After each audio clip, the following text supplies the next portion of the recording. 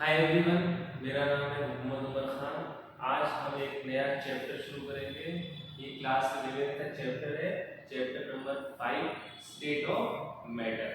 ठीक है, तो एक नया चैप्टर शुरू करते हैं। इससे पहले हमने इलेक्ट्रोकेमिस्ट्री पढ़ा था, क्लास 12 का एक चैप्टर। अब इसको हम शुरू करते हैं। बहुत ही बेसिक, बहुत ही इजी चैप्टर है। आप लोग वीडियो को फॉलो करते रहिए, देखते रहिए, आप लोगों को धीरे धीरे चीजें समझ में आती रहेंगी।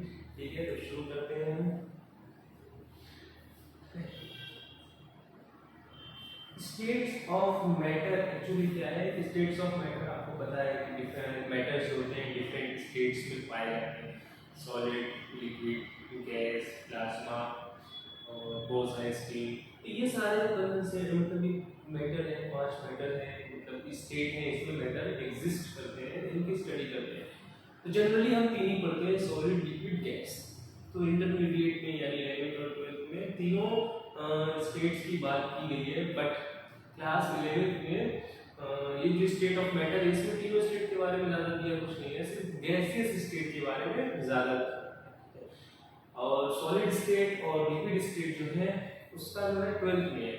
ठीक है, तो 12th में आप जैसे जाएंगे तो पहला चैप्टर आपको मिलेगा सॉलिड स्टेट, दूसरा सॉल्यूशन के नाम से, जिसमें हम लिक्विड स्टेट के बारे में बात करेंगे। ये स्टेट ऑफ मैटर है, गैसेस फॉर्म में बहुत इंपॉर्टेंट है, इसके एप्लीकेशन होते हैं। ठीक है, इसलिए भी हम पढ़ेंगे डिटेल, जितने भी लॉज पढ़ेंगे, ठीक है, जितने भी इक्वेशंस पढ़ेंगे, वो सारे यूज होंगे इसमें आगे चल के। जैसे इक्विलिब्रियम वाले चैप्टर में यूज होंगे, फिर थर्मोडायनेमिक्स में यूज होंगे, फिर चल के सॉल्यूशन में भी यूज होंगे। तो इसका यूज है, एप्लीकेशन बहुत ज्यादा है, तो इसको आप लोग अच्छे से पढ़िए, कांसेप्ट समझने की कोशिश करेंगे। ठीक है, तो जो गैसियस होते हैं, गैसेस एक्चुअली में क्या होता है, ये गैस निकलती है।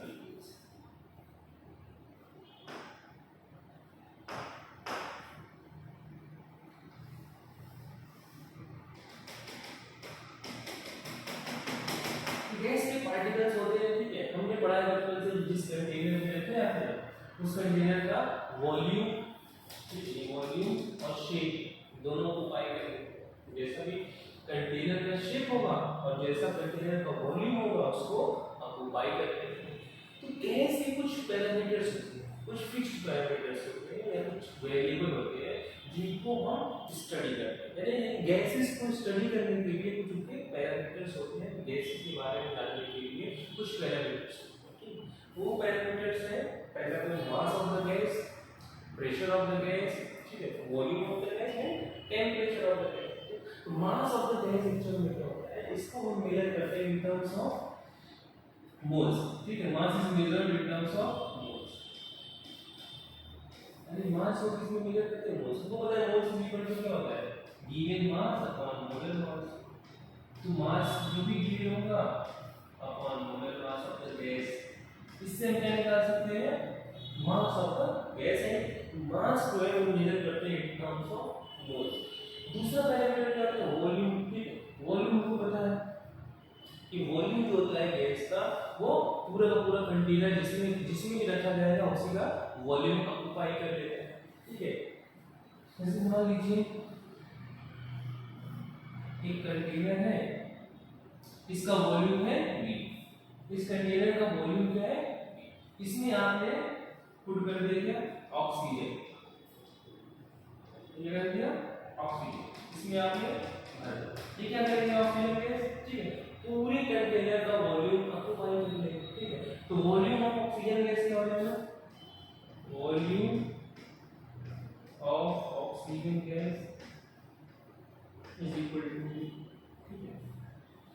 सपोज करिए इसी गैस में हम क्या करेंगे, हीलियम गैस को पुट कर देंगे। सेम कंटेनर है, ऑक्सीजन गैस भी इसके अंदर है, अब हीलियम गैस को, लेकिन पूरा वॉल्यूम जो है उस ऑक्सीजन गैस में डिफाइन किया है, तो हीलियम गैस कहाँ से आएगा।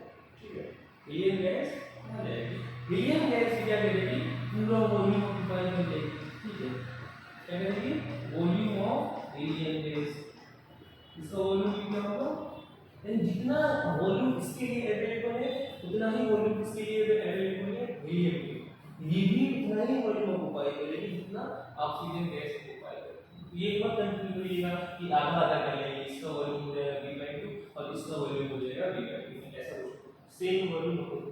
हाँ, अगर यहाँ पे कोई सॉलिड प्रेजेंट हो, मान लीजिए यहाँ पर हमने स्फेरिकल रॉक डाल दिया, ठीक है, जिसका वॉल्यूम क्या हो गया, वन, इसका वॉल्यूम क्या हो गया।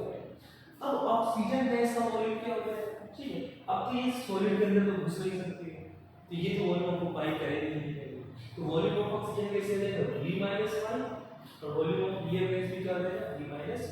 जितना अवेलेबल स्पेस होता है, जितना अवेलेबल वॉल्यूम होता है, वो वॉल्यूम ऑक्यूपाई कर लेते हैं क्या, गैसेस, ठीक है। समझ में आ गया होगा आप लोगों को। अब वॉल्यूम को मेजर किस में करते हैं, ठीक है, जैसे मास को मेजर करते हैं मोल्स, तो वॉल्यूम को मेजर करते हैं तो बहुत सारी यूनिट होती है, litre, 1 litre is equal to 10⁻³ cubic metre, ठीक है। 1 litre is equal to 1 bm³, 1 ml is equal to 1 cubic. तो इन्हीं टर्म्स में हम क्या करते हैं, मेजर करते हैं इसको वॉल्यूम। ये क्या है, वॉल्यूम की यूनिट्स है, litre, ml, cubic metre, cubic centimetre, cubic decimetre, इसमें क्या है, वॉल्यूम ऑफ द गैस के यूनिट्स है, इसी को हम गैस के वॉल्यूम को मेजर करते हैं। फिर बात आती है प्रेशर। अगला पैरामीटर क्या है, प्रेशर। तो प्रेशर एक्चुअल में क्या होता है कि जो गैस के पार्टिकल्स है वो कंटीन्यूअसली क्या करते हैं, मूव करते रहते हैं, आपस में कोलाइड करते हैं, ठीक है। और यही जो पार्टिकल्स है वो जाके कहां कोलाइड करते हैं, कंटेनर के वॉल्स, यानी कहां कोलाइड करते हैं, जिसका कोलिजन होता है कंटेनर ऑफ द वॉल से, वॉल से कंटेनर पे जाके कोलाइड करते हैं। अब जब ये जो कोलिजन होगा वॉल ऑफ द कंटेनर के साथ, ये कोलिजन क्या होगा, क्रिएट करेगा फोर्स, ठीक है। ये जब जाएंगे तो मोमेंटम लगाएंगे, यानी मास जिनके पास काइनेटिक एनर्जी होगी जाके कोलाइड करेंगे तो मोमेंटम लगाएंगे। हमको पता है rate of change of momentum in time is called force, तो फोर्स लगाएंगे, और force per unit area is called pressure. तो प्रेशर की वैल्यू आएगी यहाँ, pressure is equal to force applied by gaseous particles on the walls of container, ठीक है। तो ये प्रेशर हो गया हमारा। तो प्रेशर को इन टर्म्स कैसे मेजर करते हैं, प्रेशर जो होता है, गैस का प्रेशर जनरेट कैसे होता है, जैसे जैसे ये वॉल्स के कंटेनर पे प्रेशर मतलब फोर्स लगाएंगे, कोलिजन करते हैं, उसी की वजह से क्या होता है, प्रेशर जनरेट होता है। तो pressure is equal to force upon area. Pressure की यूनिट यहाँ पे क्या यूज करते हैं, सबसे पहले इसको मेजर करते हैं in terms of mm of hg, क्या होता है 760 mm ऑफ, एक यूनिट की होगी, ठीक, ये किसके बराबर होगी, 76 सेंटीमीटर ऑफ hg, ठीक है। हमने mm को कन्वर्ट कर दिया सेंटीमीटर, ये बराबर होता है 1 atm ऑफ प्रेशर, ये बराबर होता है 1.0132 into 10⁻⁵ न्यूटन पर मीटर स्क्वायर, ठीक है। ऐसा यूनिट होगा न्यूटन पर मीटर स्क्वायर, ये जो है force unit newton, area unit metre square लगा दिया, ठीक। और इसको किसमें मेजर करते हैं, इन टर्म्स ऑफ बार, 0.1325 बार, ठीक है, ये क्या हो गई बार।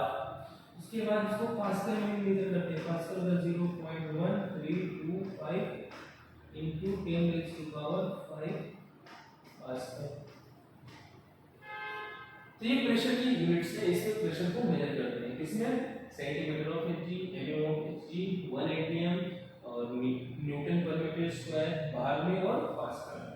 ये क्या होगा यूनिट्स ऑफ, यानी जो तीसरा पैरामीटर प्रेशर, उनको मेजर करने का ये सारे क्या है यूनिट्स हैं। चौथा पैरामीटर क्या होता है, टेंपरेचर,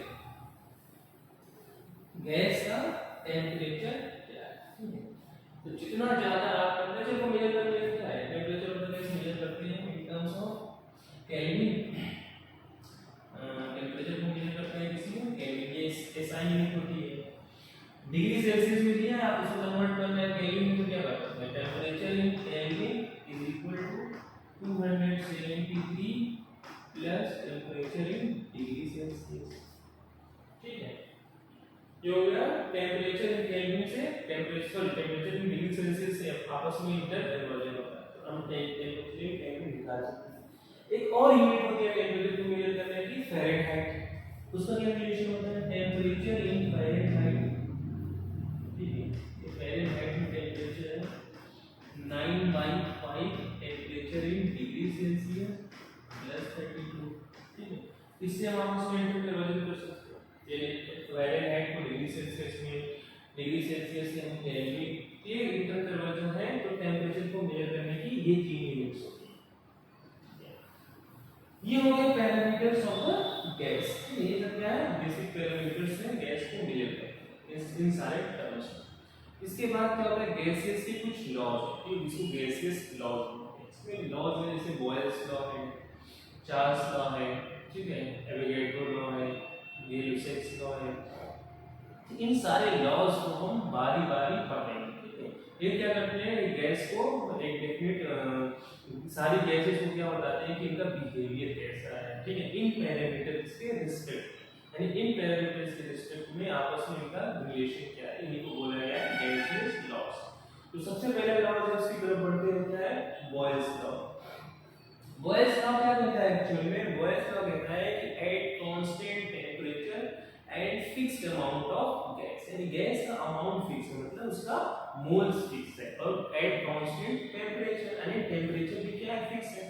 यानी ये दो चीजों को अगर फिक्स करते हैं तो जो प्रेशर होगा, यानी गैस का जो प्रेशर होगा, that will be inversely proportional to the volume of gas, यानी प्रेशर जो हो जाएगा वॉल्यूम के इनवर्सली प्रोपोर्शनल होगा। कंडीशन क्या है, at constant temperature and fixed amount of gas, ठीक है। देखते हैं इसको, उन्होंने क्या बोला, बॉयल्स ने एट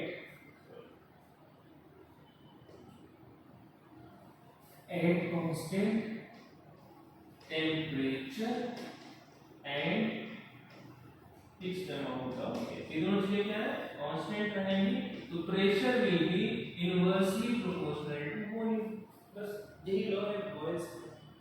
इस लॉ को यूज करके हम एक रिलेशन फाइंड करेंगे जिससे क्वेश्चन सॉल्व होते हैं, जिसपे क्वेश्चन पूछे जाते हैं, ठीक है।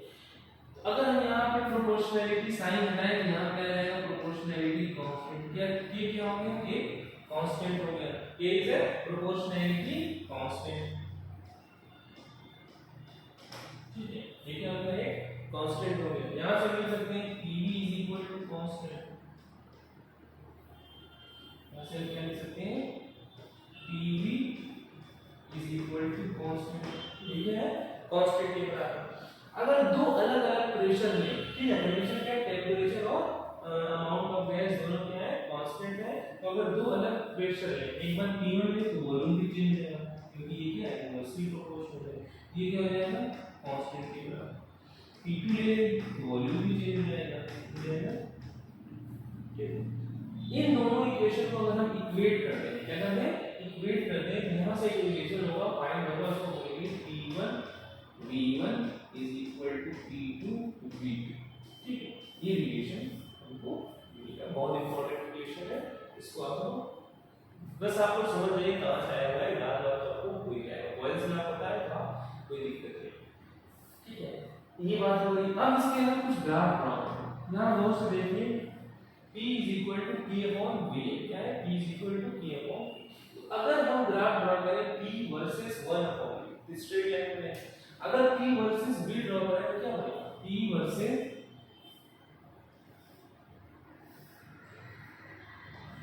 इस एक्सिस पे प्रेशर ले लें, इस एक्सिस पे वॉल्यूम, तो ये कैसा ग्राफ है, y is equal to 1 upon x, y is equal to 1 upon x का ग्राफ कैसा बनेगा, ठीक है। ये क्या हो गया, क्या है, कंडीशन क्या है, यहाँ पे टेम्परेचर कांस्टेंट है, इसलिए जो ग्राफ आता है इसको हम क्या बोलते हैं, आइसोथर्म, इसको क्या बोलते हैं हम, आइसोथर्म, ठीक है। ये किसी एक फिक्स पर्टिकुलर टेम्परेचर पे ये पूरा ग्राफ मिल जाता है, क्योंकि टेम्परेचर क्या है, कांस्टेंट है, तो P और वर्सेस V के बीच में ये ग्राफ ड्रॉ किया है। सपोज करिए आपने टेम्परेचर चेंज कर दिया, मान लीजिए सपोज करिए यहाँ टेम्परेचर क्या है, दूसरे टेम्परेचर पे मेजर किया तो एक और आइसोथर्म मिलेगा, तीसरे टेम्परेचर पे मेजर किया तो एक और, ये T3 हो गया, ये T2, तो ये अलग अलग आइसोथर्म है, ये सब क्या है, सब के सब आइसोथर्म है, ये भी आइसोथर्म है, ये भी एक पर्टिकुलर टेम्परेचर पे आइसोथर्म है, ठीक है। ये सारे क्या मिले हैं, आइसोथर्म मिले हैं, ठीक है। कंडीशन क्या है टेम्परेचर की, कि अगर T3 greater than T2 greater than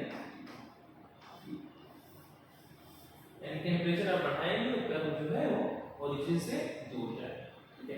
इसका रिलेशन आपको समझ में आया जब आइडियल गैस आप पढ़ लेंगे, ठीक है। इक्वेशन आप पढ़ लेंगे आइडियल गैस इक्वेशन, तो वहां से आपको समझ जाएगा, तब हम आपको बताएंगे कि ये टेंपरेचर बढ़ने से ग्राफ इधर शिफ्ट क्यों हो रहा है। दूसरा ग्राफ बनता है P versus 1/P, P versus यहाँ प्रेशर ले लिया, यहाँ 1/P ये हो जाएगा y is equal to mx बदल रहा, तो कैसा बनेगा, straight line passing through origin, ठीक है। ये क्या हो गया, ये भी एक आइसोटोप है, ये भी कांस्टेंट टेंपरेचर है, इसको भी क्या बोलेंगे, आइसोटोप, ये भी आइसोटोप, ये भी आइसोटोप, ये सब क्या है, आइसोटोप। इनका टेंपरेचर बस अलग है, यहाँ मान लीजिए T1 है, T2 है, T3, इस केस में भी क्या होगा, T3 is greater than T2 is greater than T1। एक और ग्राफ बनाते हैं PV वर्सेस E या PV वर्सेस V, ठीक है। एक और ग्राफ बनाते हैं, ये डिपेंडेंट है, यानी कि PV इज कांस्टेंट, तो PV वर्सेस P बनाइए या PV वर्सेस V बनाइए, दोनों केस में क्या आएगा, ठीक है, क्योंकि ये इंडिपेंडेंट है। PV इज क्या है, कांस्टेंट, PV हमेशा क्या होगा, कांस्टेंट होगा, तो PV हमेशा कांस्टेंट होगा, चाहे आप प्रेशर बढ़ाइए, प्रेशर कम करिए, चाहे आप वॉल्यूम बढ़ाइए, वॉल्यूम करिए, इनका जो मल्टीप्लिकेशन है वो क्या होगा, कांस्टेंट होगा। तो इस तरीके से ये ग्राफ आएगा। यहाँ पर बॉयल्स ऑफ डमी कर देते हैं, ठीक है, बॉयल्स रहता ही है। अब पढ़ते हैं next, that is Charles law. इसके बाद पढ़ते हैं हम लोग चार्ल्स लॉ के बाद। चार्ल्स लॉ क्या कहता है, इन्होंने बोला, बॉयल्स लॉ ने बोला था कि eight constant temperature, Charles law ने थोड़ा चेंज कर दिया, वो बोल दिया एट ए कांस्टेंट प्रेशर, क्या बोला, at constant pressure and fixed amount of gas, ठीक है। अगर हम प्रेशर को कांस्टेंट रखें और अमाउंट ऑफ गैस, ठीक है, इन दोनों चीजों को कांस्टेंट रखें, तो volume will be directly proportional. इस केस में क्या होगा, volume of the gas will be directly proportional to the temperature. पिछले वाले लॉ में बॉयल्स लॉ में क्या था, at constant temperature and fixed amount of gas pressure is inversely proportional. यहां पे क्या, वॉल्यूम जो है वो टेंपरेचर के साथ डायरेक्टली रिलेटेड, ठीक है।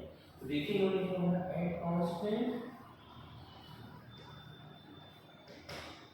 Pressure and fixed amount of gas,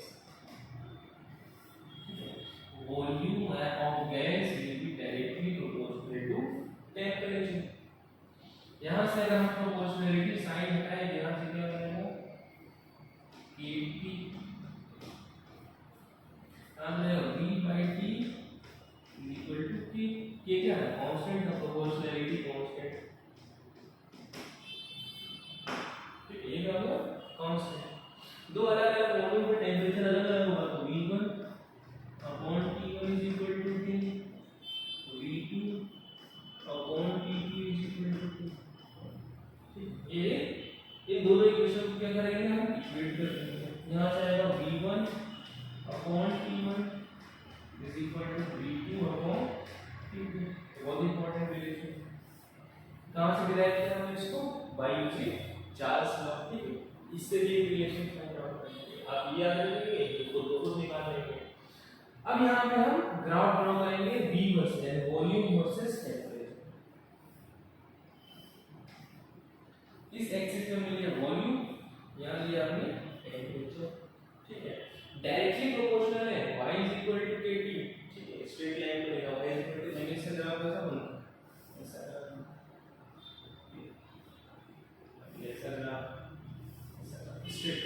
ये अलग अलग क्या है, प्रेशर पे, ये P1 प्रेशर हो गया, P2 हो गया, और ये क्या हो गया, P3 हो गया, ठीक है। अलग अलग प्रेशर पे स्ट्रेट लाइन अलग अलग, इन सबको क्या बोलेंगे, आइसोटोप। क्यों, क्योंकि एट कांस्टेंट प्रेशर पे सारे ग्राफ को ड्रॉ किया। ये जो ग्राफ है सीधा, ये अलग किसी इक्वेशन के, मान लीजिए 180 एमपी है या फिर ये 0.5 है, 0.1, ये अलग अलग प्रेशर पे हमने एक बार प्रेशर को फिक्स किया, एक करवा है, इसको एक कर्व को आइसोबार है, ये दूसरा आइसोबार है, ये तीसरा आइसोबार।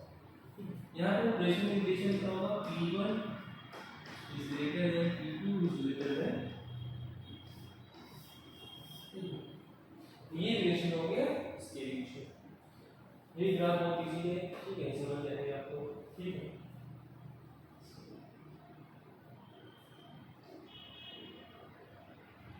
ये क्या था हमने जो बताया, ये चार्ज का होता है, लिखा यहाँ पे डेल सेट का, ठीक है। ये चार्ज का हो गया कंप्लीट। अब इसके बारे में पढ़ेंगे डेल सेट।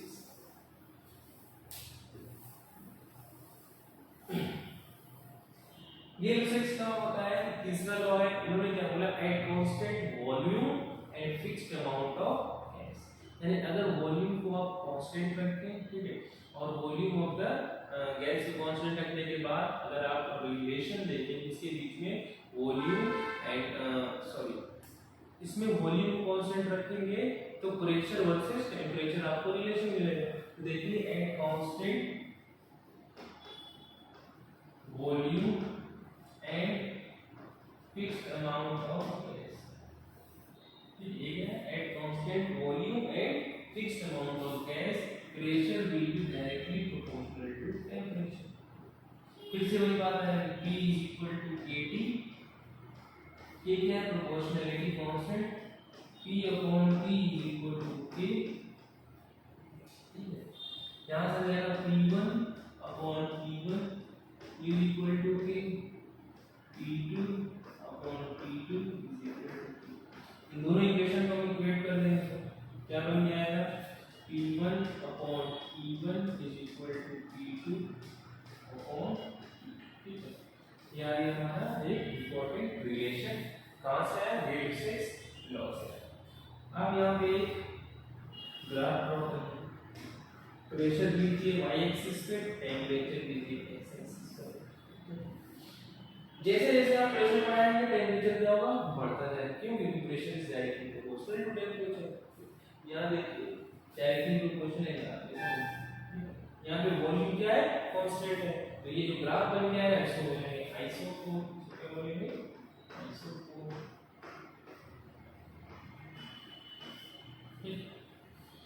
ये अलग आइसोकोर, ये एक और आइसोकोर, सारे क्या है, आइसोकोर है, डिफरेंट डिफरेंट वॉल्यूम है। मान लीजिए इसका वॉल्यूम V1 है, ये V2 है,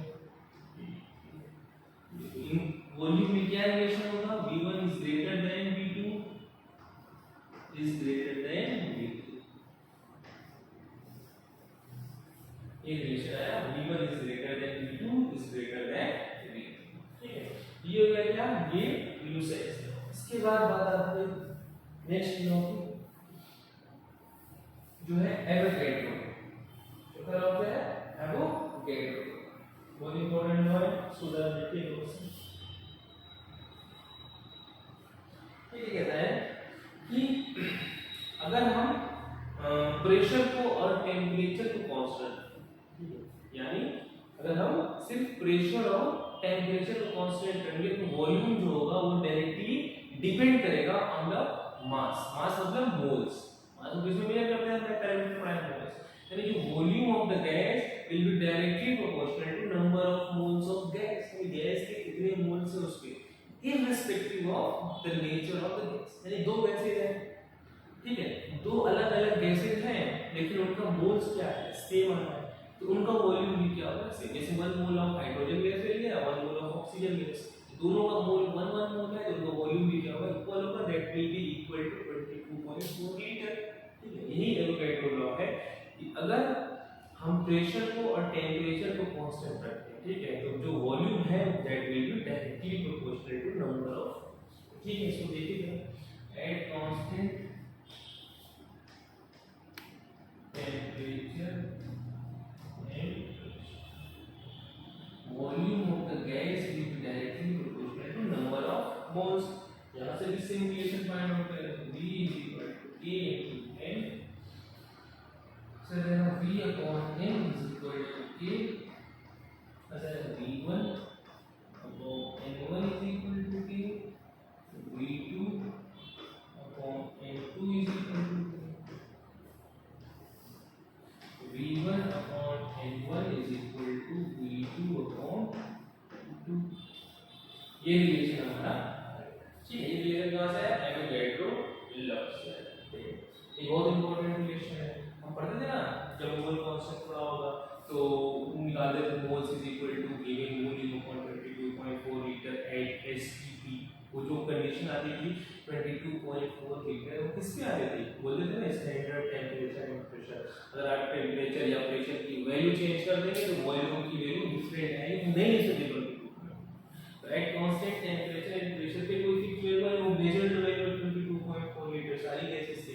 लेकिन अगर आप टेम्परेचर और प्रेशर फिक्स करें किसी और टेम्परेचर पे तो भी वहां भी क्या होगा, सारी गैसेस का क्या होगा, वॉल्यूम क्या आएगा, सेम आएगा। क्या है कंडीशन, मोल्स ऊपर क्या होना चाहिए, स्प्रिंग होना चाहिए। This is Avogadro. ठीक, इस लॉ के बाद इन सारे लॉ को कंबाइन किया गया, कंबाइन किया गया और एक इक्वेशन बनाई। ठीक है, क्या था, इन सारे लॉज को कंबाइन करके एक इक्वेशन बनाई गई जिसको बोला गया आइडियल गैस इक्वेशन। ठीक है, क्या बोला गया, आइडियल गैस इक्वेशन। देखिए कैसे कंबाइन करते हैं, अब पढ़ेंगे क्या, ideal gas equation. Ideal gas equation क्या होता है, जल्दी देखिए। पहले हमने लिया बॉयज, ये क्या है, बॉयज, और चार्ज बार इसके बाद लिया। चार्ज बार में क्या बोला था, at constant pressure volume will be directly proportional to temperature. Avogadro law देखा हमने, एवोगैड्रो लॉ क्या होता है, volume of the gas will be directly proportional to number of moles. इन तीनों लॉ को क्या करते हैं, कंबाइन करेंगे। क्या है, V will be directly proportional to NT upon P। ठीक है, तीनों को हमने कंबाइन कर दिया। वॉल्यूम जो है यहाँ पे डायरेक्टली प्रोपोर्शनल है NT के और इनवर्सली प्रोपोर्शनल है प्रेशर। अगर हम प्रोपोर्शनैलिटी साइन हटाएं तो यहाँ पे एक प्रोपोर्शनैलिटी कांस्टेंट आता है। ठीक है, इसका डिनोमिनेटर होता है कैपिटल R से, बाकी चीजें से। और ये जो कांस्टेंट आता है प्रोपोर्शनैलिटी कांस्टेंट, इसी को हम बोलते हैं यूनिवर्सल गैस कांस्टेंट। क्या बोलते हैं इसको, यूनिवर्सल गैस कांस्टेंट। ठीक है, इसका वैल्यू क्या होता है, R is equal to 8.314 joule पर केल्विन पर मोल। और का वैल्यू होता है 0.081, ये होता है लीटर एटीएम पर केल्विन पर मोल। इसमें भी ना अभी इसका वैल्यू हम निकालें, इसको रीअरेंज करेंगे इक्वेशन को, ये कन्वर्ट हो जाएगा PV is equal to nRT। ये क्या हो गया, इसी को बोलते हैं हम क्या, आइडियल गैस। ये क्या हो गया, आइडियल गैस इक्वेशन। P क्या है, pressure, volume, number of moles, universal gas constant, temperature. ठीक है, ये क्या हो गया, आइडियल गैस इक्वेशन। R का वैल्यू देखते हैं, R is equal to क्या होगा, PV upon NT। अगर हम प्रेशर को रखें 180, नंबर ऑफ मोल्स में 1, ठीक है, और टेम्परेचर भी स्टैंडर्ड रखें, प्रेशर भी स्टैंडर्ड रखा है, टेम्परेचर भी स्टैंडर्ड रखा है। Standard temperature pressure, temperature standard कितना होता है 0 डिग्री सेल्सियस, तो हमें केल्विन में कन्वर्ट करें। तो स्टैंडर्ड टेम्परेचर और प्रेशर पे और 1 मोल गैस कोई भी हो, उसका वॉल्यूम कितना आता है, 22.4 कितना आता है, 22.4। इसको आप सॉल्व करके देखिए क्या है, इसको आप डिवाइड करेंगे तो वैल्यू आएगी 0.081, ऊपर लीटर है, एटीएम है, नीचे केल्विन है, और ये हो गया R का वैल्यू। ठीक है, यहाँ से डिराइव कर लिया R की वैल्यू। तो ये आ गया हमारे क्या, आइडियल गैस इक्वेशन। ठीक है, बहुत इंपॉर्टेंट इक्वेशन है। इसके बाद आप देखिए एक और रिलेशन है इन टर्म्स ऑफ डेंसिटी। क्या करते हैं, इन टर्म्स ऑफ डेंसिटी। आपको पता है using ideal gas equation nRT moles is equal to क्या होता है, वेट अपॉन मोलर मास। ठीक है, RT, इसको आप रीअरेंज करें तो क्या हो जाएगा, Pm is equal to W upon V RT। और ये क्या होता है, वेट अपॉन वॉल्यूम या मास अपॉन वॉल्यूम क्या होता है, ये होता है दैट इज डेंसिटी होता है। तो Pm is equal to density आ जाएगी, तो डेंसिटी इज इक्वल टू हो जाएगा Pm अपॉन R। ये क्या हो गया, डेंसिटी ऑफ गैस। M क्या है, molar mass of the gas, और D क्या है, डेंसिटी ऑफ गैस। तो ये मिल गया रिलेशन आपको डेंसिटी। इस इक्वेशन को बोलते हैं ideal gas equation in terms of density, ठीक है। ये था इन टर्म्स ऑफ मोल, ये कौन सी इक्वेशन है इन टर्म्स ऑफ मोल, और ये इक्वेशन है इन टर्म्स ऑफ डेंसिटी, ठीक है। इन दोनों इक्वेशन को दोनों इक्वेशन को आप याद रखिएगा। अब बढ़ते हैं नेक्स्ट।